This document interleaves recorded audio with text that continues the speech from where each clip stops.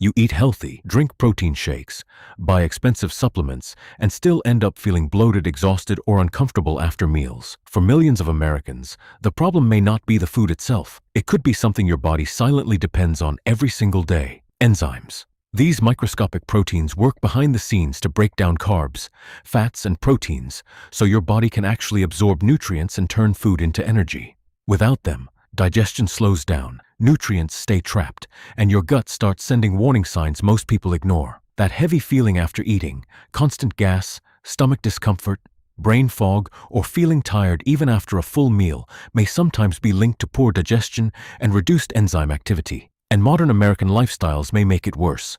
High stress, processed foods, alcohol, aging, rushed eating habits, and low-fiber diets can all place extra pressure on the digestive system.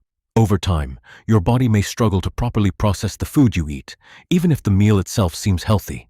Digestive enzymes like amylase, protease, and lipase help break down carbohydrates, proteins, and fats into smaller nutrients your body can absorb. These enzymes are naturally produced in places like the mouth, stomach, and pancreas. But when enzyme production becomes low, food may remain partially digested, leading to bloating, discomfort, and nutrient absorption problems.